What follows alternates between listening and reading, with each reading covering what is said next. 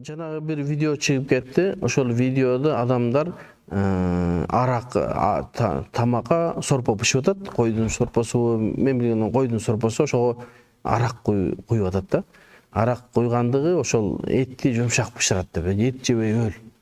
Көбүрөөк кайнатсаң эле бышат өзү этчи, арагы жок элечи. Эми ошого кээ бир адамдар бул арам болду десе, кээ бирөө жок, арам болбойт. Жана конфеттердин ичиндеги кичине аз өлчөмдөгү кечирим болуп атпайбы? Ошо ал жер кечирим эмес, аяка жарым бутылка куюлуп атат. Биринчиден, экинчиден ошол арак биз эгерде нажас дей турган болсок, ал эмнеден жүзүмдөн жарападан болуш керек. Аны тактап, анан ойлонуп биз ушул нажас болбоду, ушуну иче берсе болот дегенден көрө, биз арактын жалпы маанисин айтабыз, арам болду дейбиз. Адамдарды ошону кайтарышыбыз керек. Анан кийин бирөө карап туруп, уну пишиничный экен, бул нажас эмес деп анан жарым ал кичине көзгө көрүнбөгөн тамчы жөнүндө айтылып атат.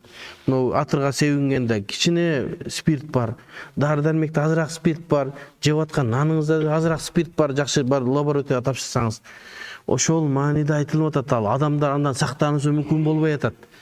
Эми айылдарда той тамаша болуп атат, конфеттер коюлат, ичинде аз өлчөмдөгү бир ошондой бир этилүү спирт болуп кала турган болсо, арам жедүү десе, эми бул умумул балва, адамдар сактануусу мүмкүн болбой калды, эми макул деп турайлычы деп атабыз. Ага эмне умумул балва, эмне зарчылык бар ага? Куюп атат ал мынтип жарым ише аракты. Аны биз эмне дейбиз? Арам болду дейбиз. Анын тазалоо жолун канча өткөндө айтканбыз, Аны кайра суусун шорпосун төгүп салып, үстүнө сууну куюп, кичине кайнатып, кайра төгүп, 3 жолу кылып, эгерде жүрөгүндө васвасасы боло турган болсо, 7 жолу жууп, эретти тазалаш керек. Ушинтип адамдарга коркутуп айтышыбыз керек. Билбестен ошону кылып жеп жүрүшпөсүн. Эркектер чачын кандай краска менен боёсо болот дейт. Негизи эркектердин ошо чач боёгону негизи үрп адатка байланыштуу болот. Эгерде үрп адатта адамдар ошо чачын боёп аткан болсо, кара кылып өзүң 45-50ге чыгып калсаң, кара болуп боёп алсаң, жакшы болбой калат, макрух болуп калат. А бирок мындай адамдар көнүп, жана каштановый же мындай бир күрөңбү боёп, жакшы эле, эч кандай проблема жок. Пайгамбар саллаллаху алейхи вассалам сен ак немеңерди боёгула деген деле хадиси бар. Бирок ошентип айтса деле, кээ бир сахабалар сакалдарын боёбой жүргөндөр деле бар. Бизге окшош агарып элеп жүрөбүз, эчтекеси жок эле. Ошондой кылып эми ошо үрп адатка каралыш керек. Үрп адатта ошол боёну болуп атса, боёп койсо зыяны жок. Чачың болсун, сакалыңыз болсун. Жөн эле ак бойдон жүрө берем десе боло берет. Болгону өтө капкара кылып адамдарды мындай көргөндө бир макрух болуп мындай жаман көз менен карай турган болбосун. Бирөө кээде көрүп калсаң 60ка чыккан бирөө капкара кылып чачын боёп алганда болот да. Ошо бир аз жакшы болбой калат. Ошондой болот. Боёктордун бардык түрүнө чуагажы фатва берген, дарат өтөт, гусул өтөт деп. Ошол фатваны күчүндө кармап келетабыз азыр. Анан Пакистан жана башка жактарда хина менен боёйт. Хина менен боёйт, кызыл кылып боёйт. Эми ал жакта ошол үрп адат ошондой экен, кызыл менен мындай саргайтып боёй берет экен. Биздикине болсо мындай жакшы болбой калат, адамдар жактырбайт. Ошого бул нерселерди үрп адатка карашыбыз керек. Пересадка волос, чач эктирүү, Аллах алам шариятыбызда эч кандай тыюу жок. Кандай тыюу болушу мүмкүн? Арка жагынан алып, алды жагына өзүнүн табигый абалына кайтып атат. Анан кээ бир адамдардан угуп калабыз, тагыйр халкылла деп. Аллах тааланын жаратуусун өзгөртүп, жок, жаратуусун кайра ордуна келтирип атат, өзгөрткөн жок. Чачы түшүп атат, мурда чачы бар болчу да, кайра эгип, кайра ордуна келтирип атат, эч кандай зыяны жок. Аллах алам. Эч кандай зыяны жок. Болгону кээ бирлер аврат жерден алса, эки түрлүү болуп калат экен деп атышат, эми ал билбейм. Мен билгенден аркадан эле алынат экен. Өз баланыкы дарат алса деле нафил болот да алчы. Себеби парзан эмес да, бирок эми дараты жок эле окуй берсе болбойт да. Ошону үйрөтүшүбүз керек. Биздин максатыбыз намазга үйрөткөн атпайбызбы, жаш балдарды? Анан эң негизги нерсе дарат болсо, дарат үйрөтүп эле жөн эле сүрөтүн кылган жок. Даратты үйрөтүшүбүз керек, жаныбызга тырышыбыз керек, намазда сүйлөбөй тур. Ошого аалымдар фатва берген. Эгер бала намазда күлүп ийсе, дарат сынбайт дейт. Биз чоңдордукуна дарат сынат го бизде ханафи мазхабта, ага сынбайт дейт. Ошон үчүн жаш балдарга Куранды дараты жок болсо деле майыл окуй берсин дейт. Себеби уруксат берилет да. Kur'an'ı karmap okuy bergen себеби дарат алып келди эле неме кыла берсең, балдар Kur'an окугандан качат. Ошо уруксат берилет. Бирок намазга маселесине келгенде кичине үйрөтүп, анан дарат алдыртып үйрөтө беришибиз керек. Анан кээде намаз дарат жок болсо деле кел деп тургуза бериш керек. Мындай тарбияга чакыра беришибиз керек, Дайым чоң адамга мамиле кылганда дараты жок болбойт дебей, бас деп. Ал жаш балдар эмне? Намазда деле титтедирип коюп окуй берет алар, кызыгы жок аларга. Тура берсин, биздин жаныбызда тура берсин, биздин катарыбызда тура берсин, иншалла. Ушул нерсе биздин адеп акылактан эмес, шеринедеги акча чогултуу. Мен кичинекей мезгилимде атамдын шеринелерине ээрчип барат болчумун да. Ал жакта жөн эле, душе эле бирөө конок кылып, коюн союп, кымызын берип, жилик тартып, конок кылып эле жөнөтөт эле. Кийин очередь буга ал деле кой союп эле мындай. Анан ушул жакында келди ошого эмне кылган? Акча кошкончу. Бул акча кошу биздин канча убактыбыз калды? Сырттан карасаңыз тыюу жок.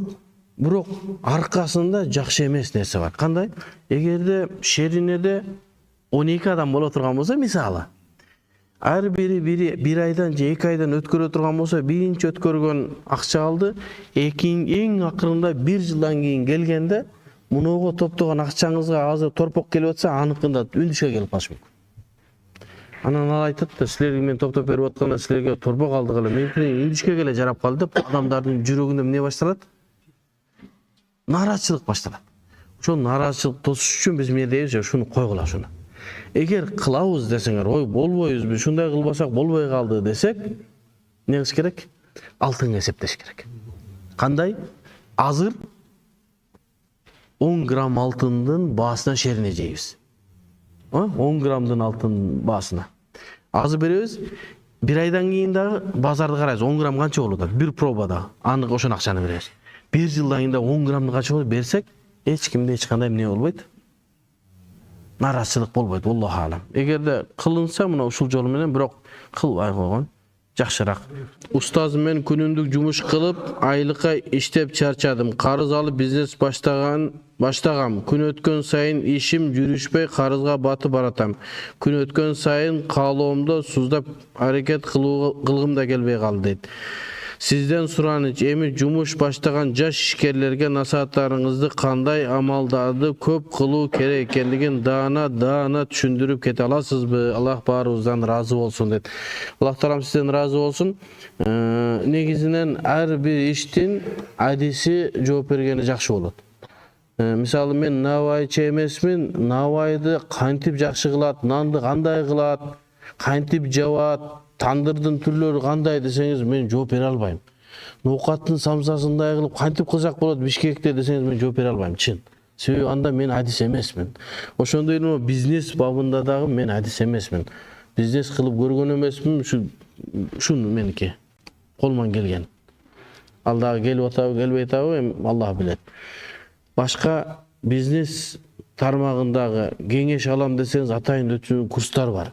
Атайын бизнести өнүктүрүп, башка бизнести баштап атканда адам эмне кылыш керек, кандай жол менен башташ керек, что сиздин бизнесиңиз бир эртең бар банкротко болбош үчүн азыр адамдар изилдеп жолдон көрүп койгон. Кантсең, ошону кармансаң, 90% кишини акылың иштетсең эле бизнесиң жүрөт.